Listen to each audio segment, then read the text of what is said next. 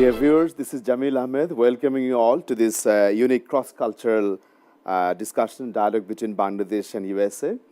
The goal of this program is to understand the role of women in leadership. This program has been made possible with support from Heroes for All and the State University of New York, Brockport, College of Brockport. I'm going to introduce some of the panelists sitting here in Bangladesh, and we're very delighted that some of our colleagues and panelists would be joining from USA as well. And I have my colleague Rehnuma to introduce our US colleagues. And let me introduce my Bangladesh panelists here. They're very renowned in Bangladeshi society. First of all, I would like to start with our panel members here. I am starting with Ms. Perveen Mahmood, FCA, Managing Director of Grameen Telecom Trust. Appa, welcome to this program. And then comes Ms. Sonia Bashir Kabir, Managing Director of Microsoft Bangladesh. Welcome to this program.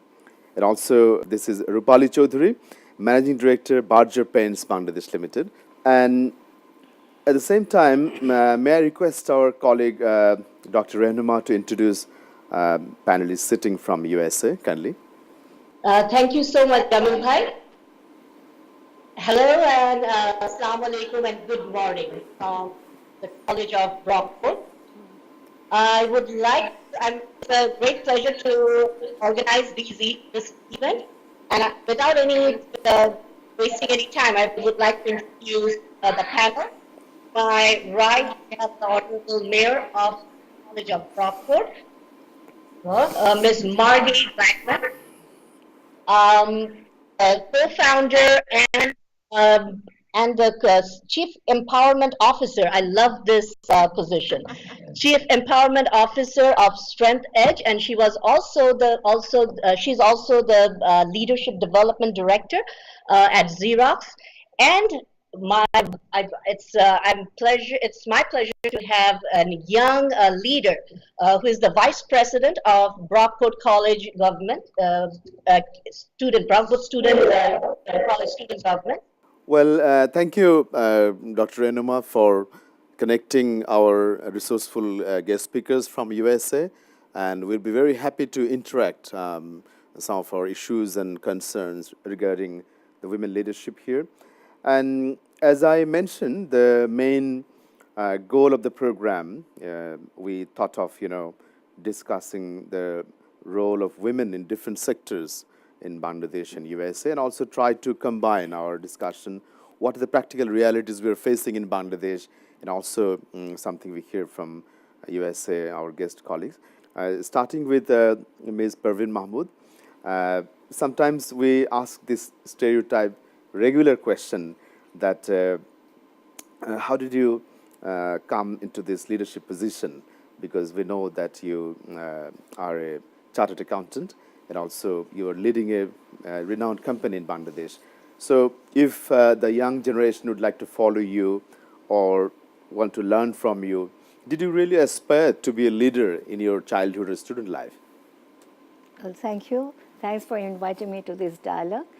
Well, in my childhood, I was always serious in studies, and I wanted to be somebody, but I didn't think as a leader, but I wanted to have a career. I was focused. And when I finished, I qualified. Just before qualifying chartered accountant, I started my career in BRAC. I had a passion for a development sector. But I always balanced my life because of my children. I thought because being in the development field, going into the field visit and all. When I started my working life at that time in Bangladesh, no childcare center or this kind of daycare centers. In the workplaces. Yeah, was not available at that time. So I decided, and then I joined in my professional side. Then I practiced as a professional accountant. I became a partner of a chartered accountants firm. But when my son left for studies abroad, then there was a vacancy There was an ad in PKSF, it's Poli Kormoshay Foundation. yeah. It's in the development sector because I had that passion. Yeah. So I joined there as Deputy Managing Director. I see. So, of course... And you also served in other yeah, private from grad, NGOs. I was in several development. I worked with CEDA, I worked with ActionAid International. Even when I was in ActionAid International, I was financial controller. Okay. At that time, ActionAid was working in 20 countries, and I was the first female financial controller at that time. So gradually, I have been going up the ladder. Yeah. And you developed yourself yes. and then you went up. Yeah. Okay. So gradually in the decision-making role. Appa, I'll be yeah. coming to you, but a supplementary question, like when you thought of, engaging yourself in chartered accountancy, was it your personal choice or sort of family assistance, influence, or someone you saw or followed in your family, then you decided to go to this sector? When I studied chartered accountancy, I didn't know much about chartered accountancy, but I had some role model. I saw Mr. Kamrul Huda, chartered accountant at that time, and few of the seniors one. So I was inspired, and it was my choice at that time to think of chartered accountancy. From my family, initially they didn't want that I should go for this because usually it was a long course and to go for audit and all this. During that time, it was a little bit challenging. Sure. But you later on, took up that challenge. I studied my chartered after my marriage. Okay, that's more challenging. Most of the studies are after my marriage, after college then. It's good to know that you took up that challenge and then you reflected it in your professional life. Let's also hear from our another panelist, Sania Bashir Kabir. You're representing Microsoft Bangladesh, and also I know you were in charge of some other countries as well. Would you please also say about the same thing, how you have reached to this, the peak of your career? And we know Microsoft is very renowned because it's a brand name, and you're representing that company. Sonia.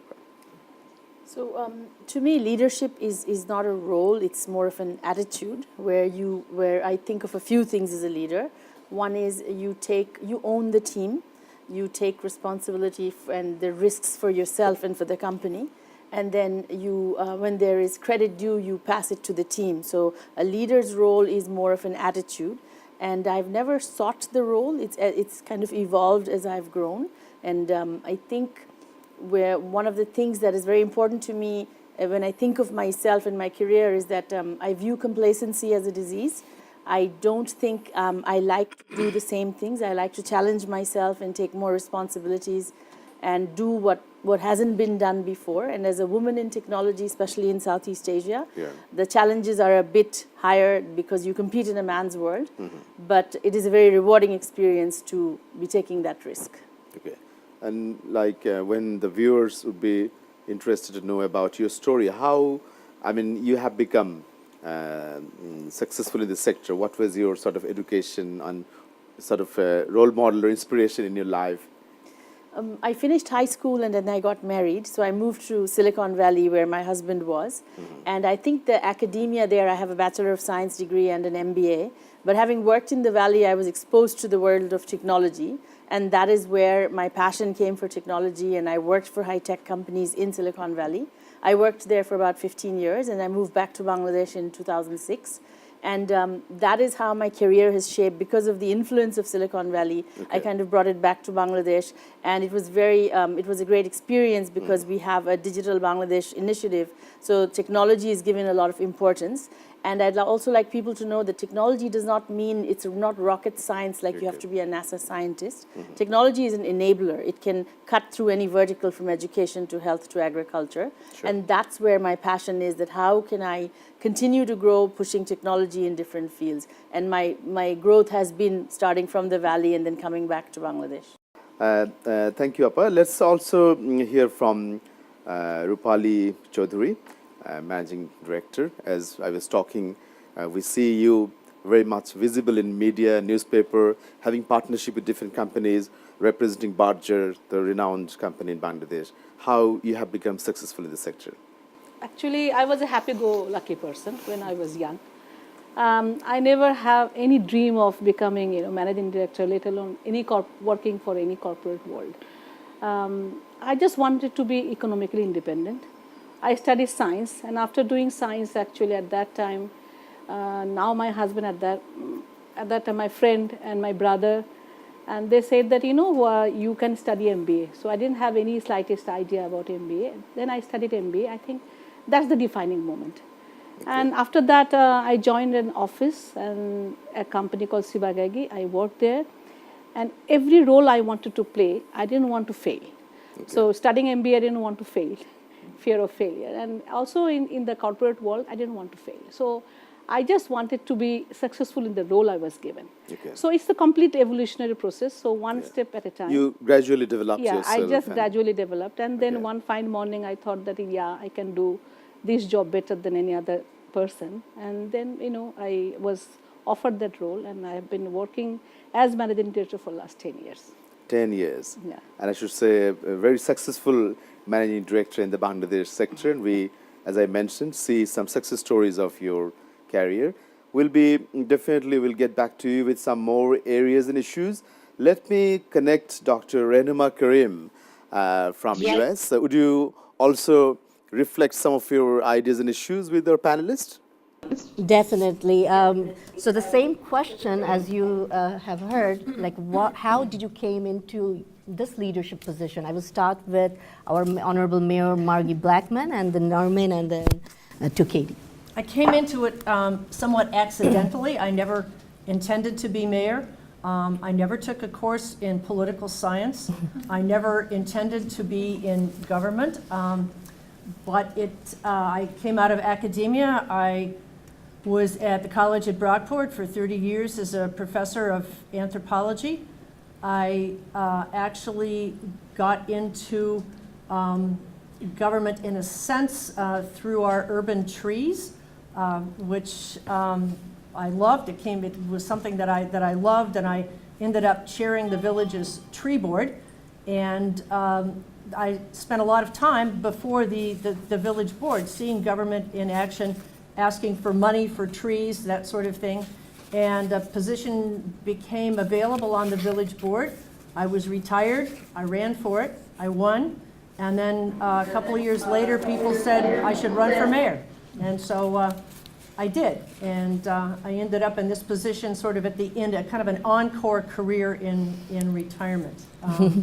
But it's been a very rewarding one, and I'm in my second term as mayor, and I love the connections. I love the problem solving, and I also put my anthropology background to work in doing the job. When we are talking, when Ms. Zakari will talk, that's good. Okay, Ms. Zakari. I've been in the corporate world most of my career, and I think always an entrepreneur at heart. Mm-hmm. And when I was introduced to strengths at Xerox through the Xerox Leadership Association, I think I never looked back. So I'm enjoying both my full-time career at Xerox and serving also on the Xerox Leadership Association and working with other Xerox employees, all of us elevating our ability to lead, and enjoying working with individuals and focusing on strengths. Mm-hmm. Thank you. It kind of came by chance. Right. Yes, sometimes leadership also, the universe pushes you to the leadership roles. And Ms. Dembski.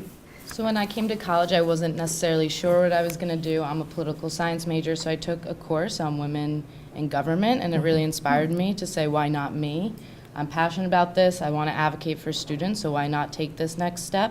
And I saw other women in leadership roles across our campus and in our community, so I just decided to run and kind of take the chance, and then I won. So you're enjoying it. I am, yes, for sure. That's great. And I would like to really thank the panel for shedding the light on the path of leadership. It's so important, the journey, how we come into leadership. So thank you for sharing your life experience with us. I will ask the question now to the panel in Bangladesh. Especially, this question is to Ms. Sonia Bashir Kabir. A little bit context to the question. Here, one of the chair of the computer science department, we call him Shandip Da. He's through this question.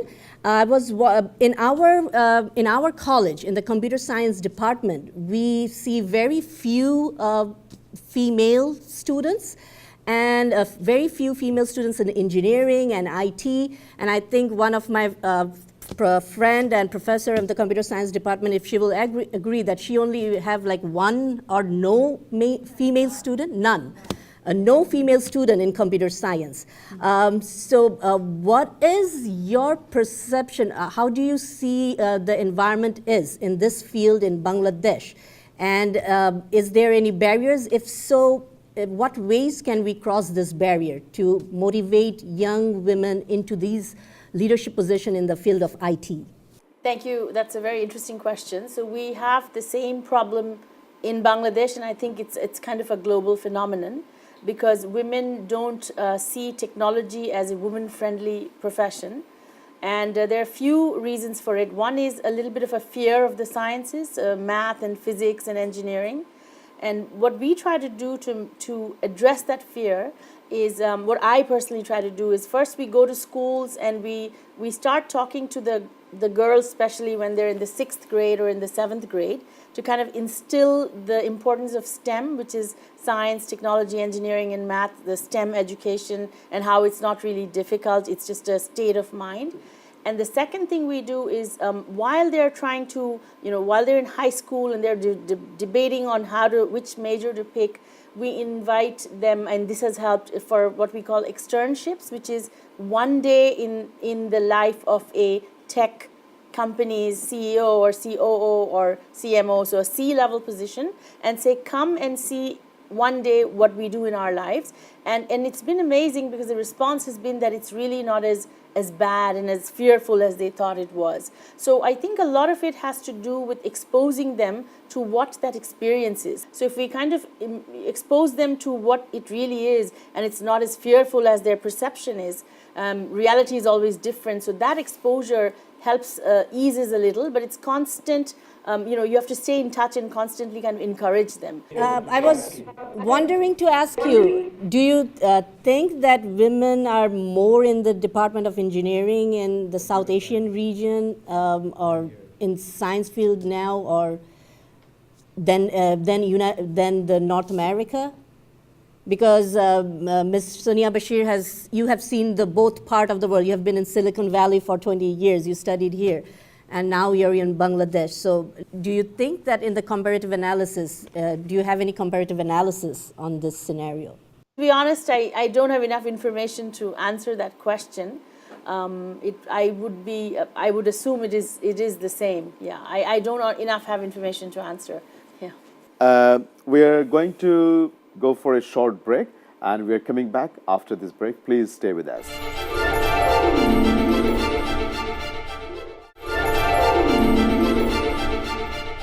Dear viewers, welcome back to this dialogue on women in leadership in Bangladesh and USA.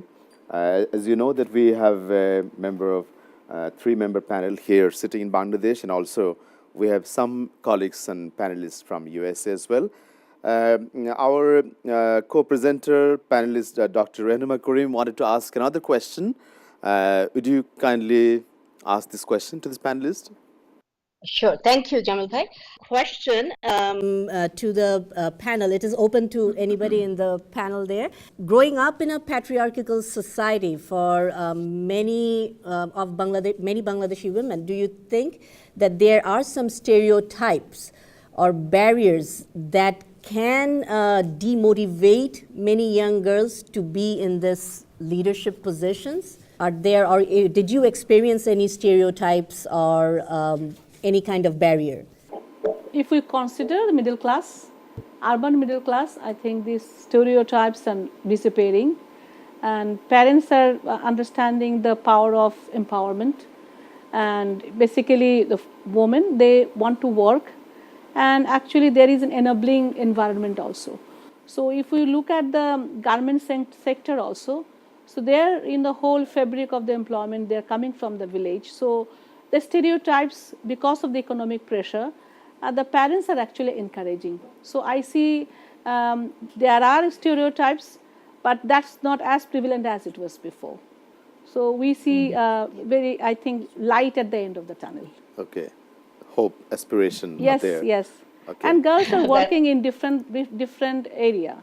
I mean, even in the media, they are working at night, 10 o'clock. Yeah. So when we started, Even that was round the clock, completely yeah, round yeah, the clock, yeah. 24 hours, and they are traveling at night. So when we started, it was unthinkable. Sure.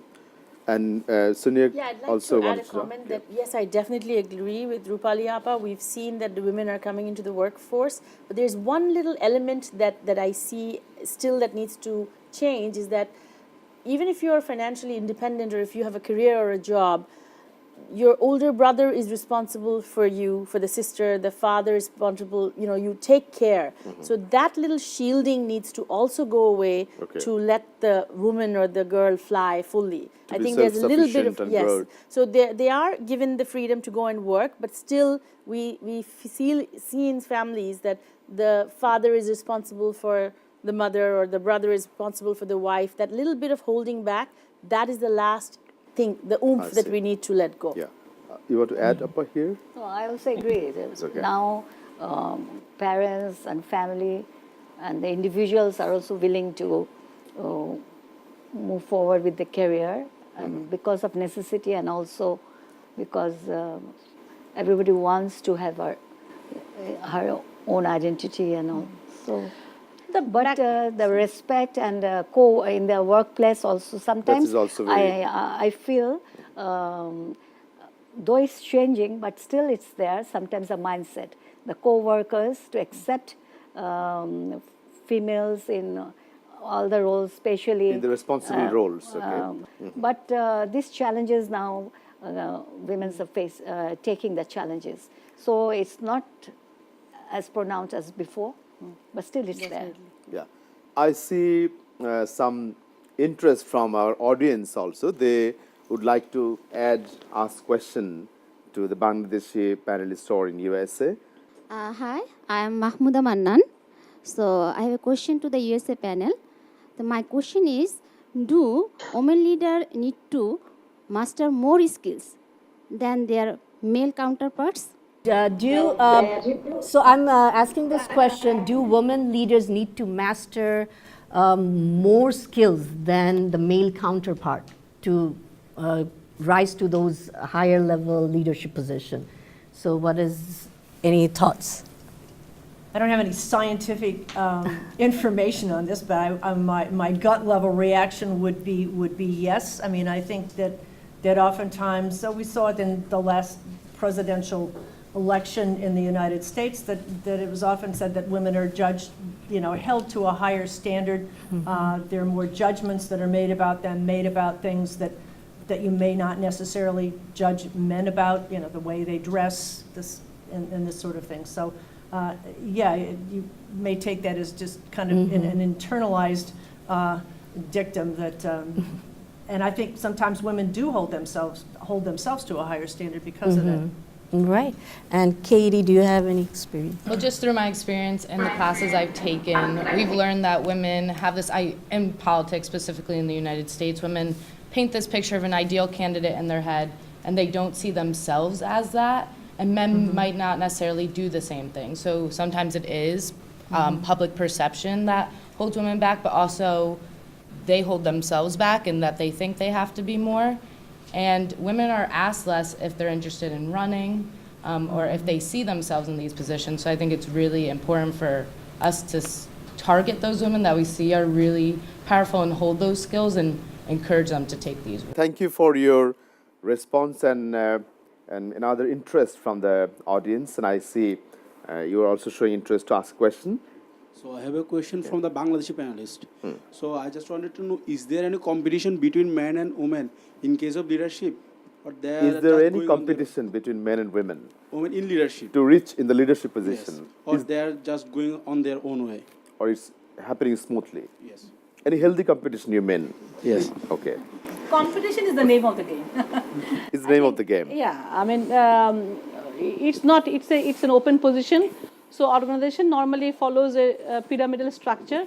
So the leader is going to be one. So for that position, there will be many candidates. So anybody, irrespective of the gender, she or he has to be the best. Okay. So that is always a competition. That's the name of the game. Very short and specific response. And another one, you wanted to ask something? Hello, this is Yasri from Heroes for All. My question is to the Honorable Mayor from the USA. So, what do you think? Is there any scope to develop our country's women in their position? Like they are our star. These three person from Bangladesh, they are our star. But they are in our urban area. There are many other persons. They are not got privilege like them. Okay. So, is there any way to do any kinds of workshop, any kinds of programs to develop the rural from the rural area people and working with the USA people, USA government? Any joint collaboration? Any joint collaboration program with USA government? Let me also slightly add. What is your view on America's openness to women in leadership position? And also sometimes we see some curiosity in media whether USA is ready for a female president in next election. I'm going to restate this. In Bangladesh, we had Prime Minister and President, and also in India, in South Asian region, we had female Prime Minister and President. So what do you think? USA is now ready to embrace a female leader in the 2020 election? Well, we almost got one last time.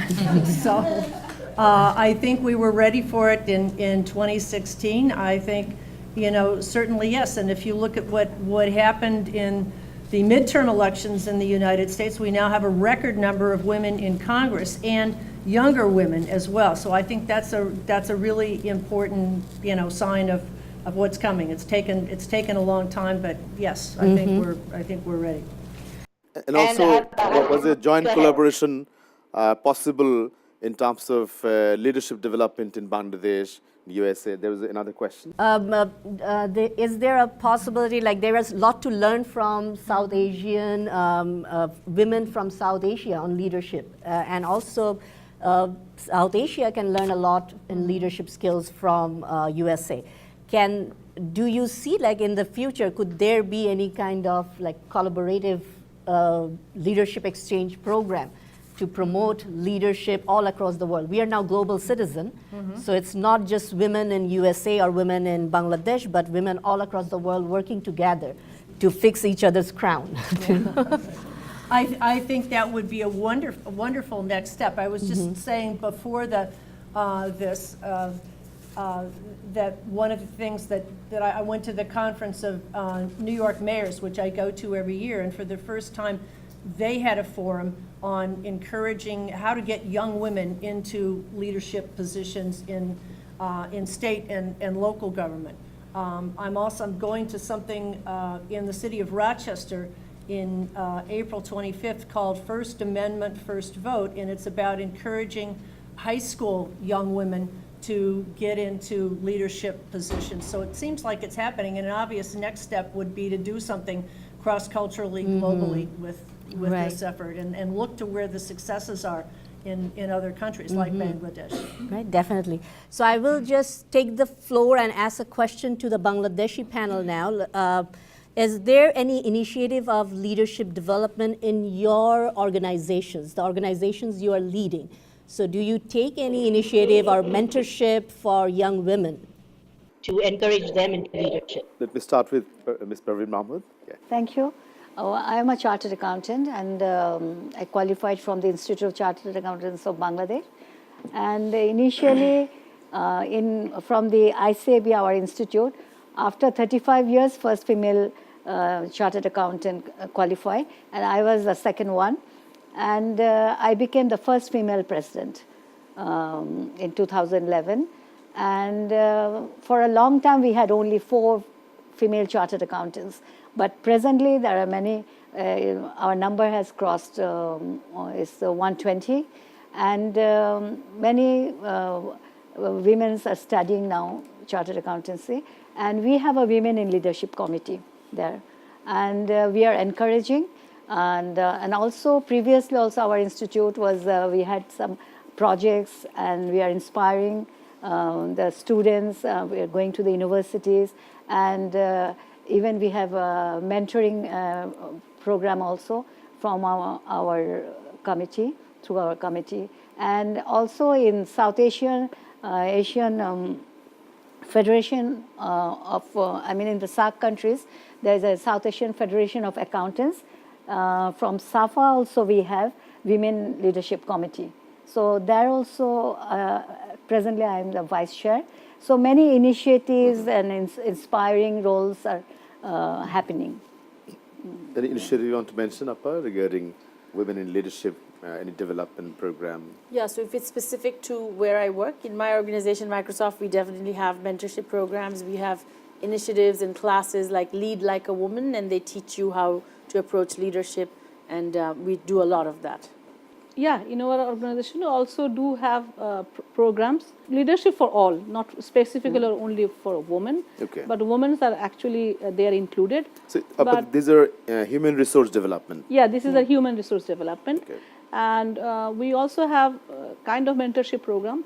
But the reality is that, in our country, what we have seen, after they become mother, and that's the actually, defining moment, whether they are going to stick to the career or they are leaving their career. So during the maternity.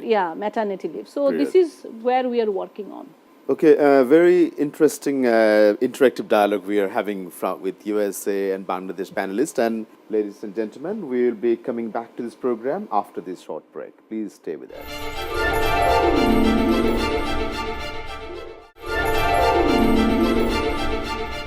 Welcome back to this program, A Role of Women in Leadership. We are having an interactive dialogue with Bangladesh panelists sitting here, and also some of our resourceful panelists sitting from USA as well. Dr. Renuma, I think she collected some questions and concerns from the audience students from your side. Would you please mention? I got some interesting questions from our esteemed audience as well. One of the questions from our very loving coach Jim Johnson. He is also here at the program. But Coach Jim Johnson asked this question to everybody who is open to this, open to answer it. What is your biggest challenge in the leadership position? Barriers and practical realities you faced in your lifestyle or when you reached to this position. So I'll take a shot at it from my world. I think the biggest challenge for leadership in a tech industry is being a content expert in addition to being a leader. Because as we are progressing more and more, it always helps if you understand the technology industry and what makes it, as opposed to understanding how to be a leader. Appa, any practical realities you want to share? To have a motivated team. This is and right capability, and you have to create also as a leader the atmosphere, like the continuous leadership and delegation of work to perform to deliver rightly what is expected. Sometimes and also to adapt to innovations also with the changes. So for the delegation of authority, you need to have skilled resources within the team. Okay. The challenge for the leader at the top is always that, it's a solitary position, although you are working with a team. So you have some visions, and you want that visions to be implemented at the grassroots level. So sometimes you think, whether whatever your visions are, whatever your dreams are, whether that is actually translated at the grassroots level, whether there is a gap. So it's all the time, it's very scary position when you climb up the ladder, whether, whatever you are saying, each and every employee echo the same thing. So that's the biggest challenge for every leader, I think. It's not a gender-specific issue. No. Is it because the colleagues and followers, they follow the leader a lot, or they would like to be himself or herself, or What is the reason behind this? Human beings are human beings, no matter how much training we give them. So they would like to have their own, identities, own thoughts, own aspirations. So some people are self-motivated. Okay. So it's not really, leaderships are not tested like exams, So Yes. attitude sometimes, it is shown. It is very difficult to know everybody's attitude, It's not like an acid test. So Some reflection you heard, Dr. Enuma, from the Bangladesh team in response to your question. Would you please add some of your views from there as well? Yeah. So my question, the same question is to Ms. Nermin Zakari. So what do you see the leadership is? I think one of a huge challenge is lack of engagement.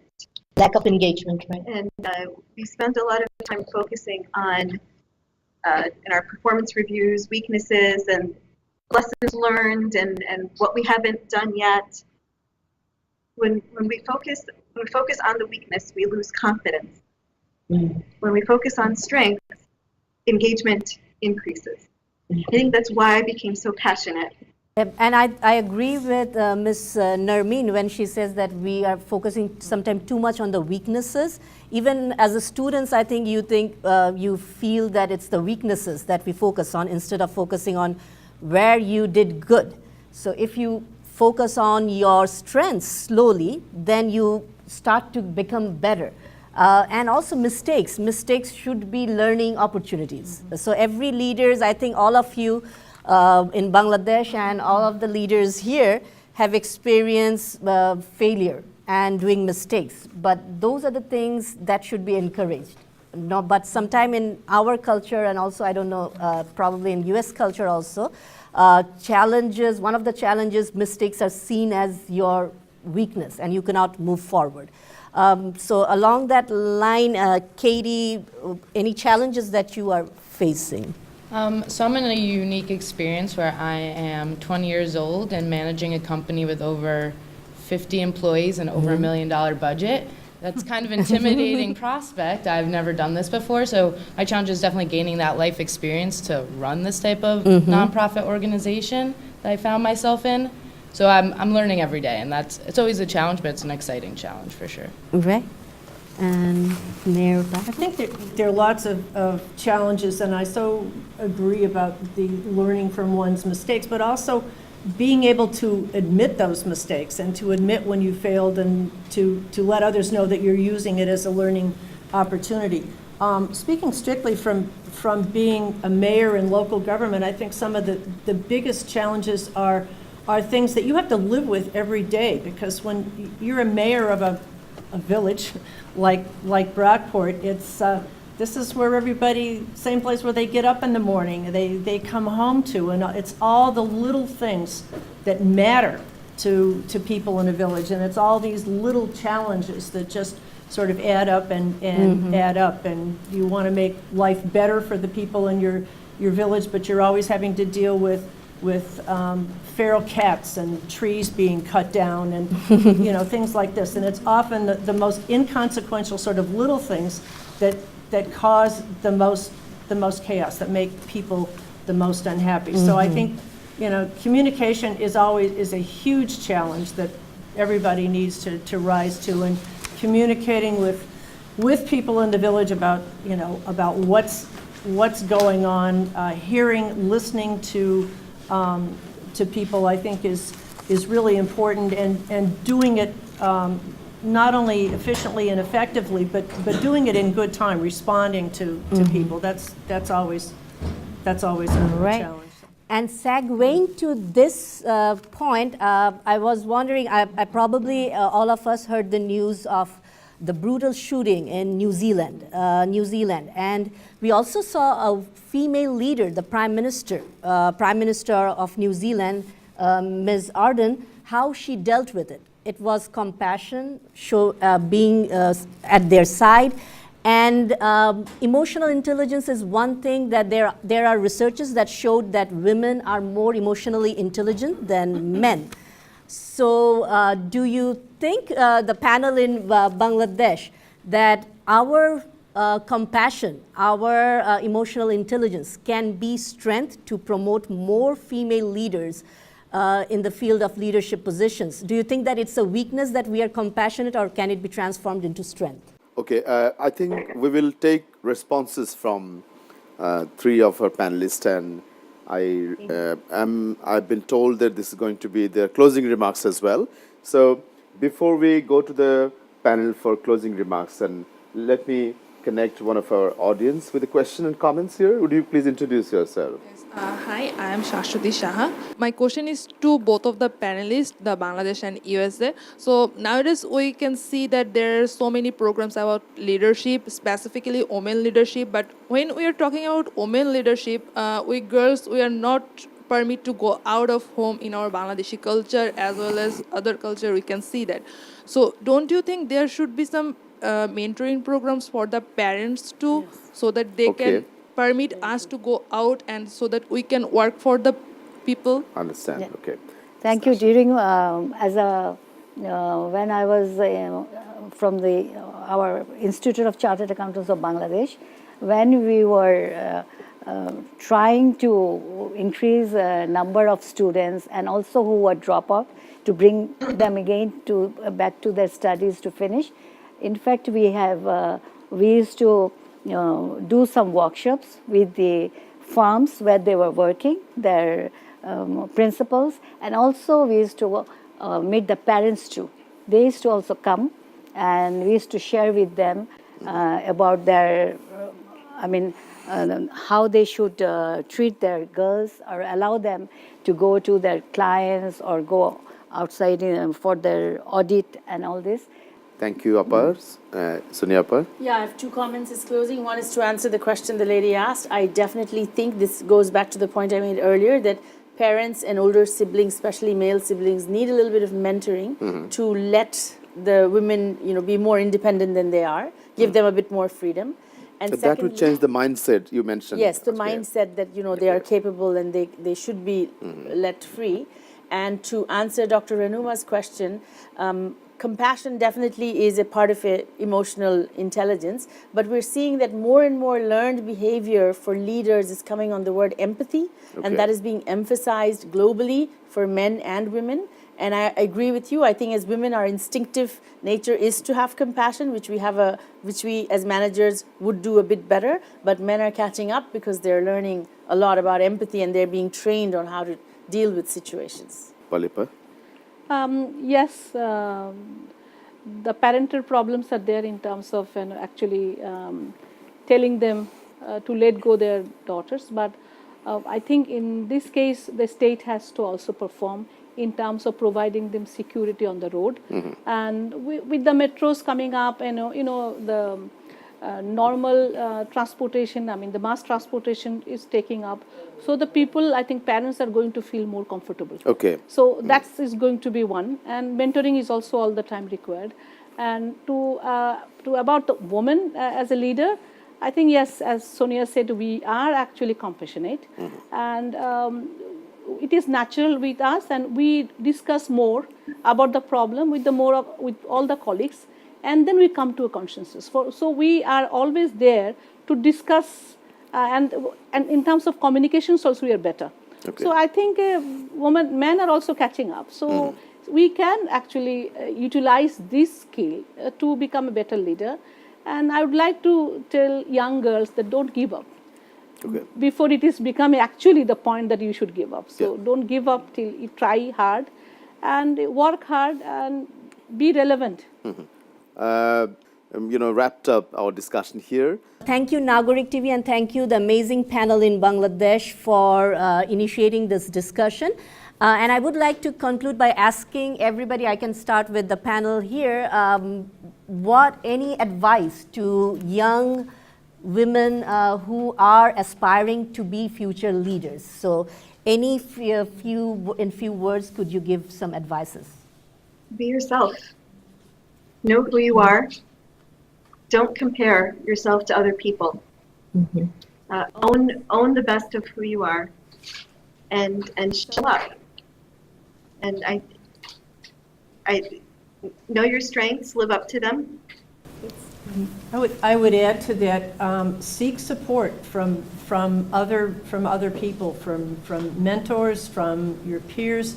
It's so important to have people that support you and believe in you, in addition to believing in yourself. So, Katie, what is your take on that?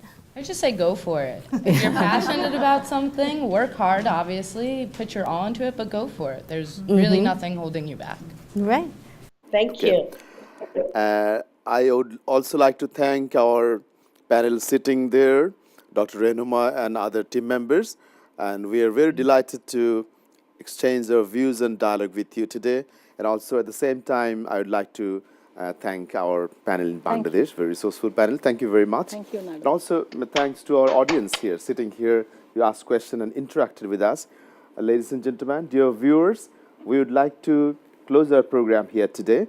And as I mentioned earlier, this program has been made possible with support from Heroes for All and the State University of New York, College of Brockport. Thank you very much and good luck.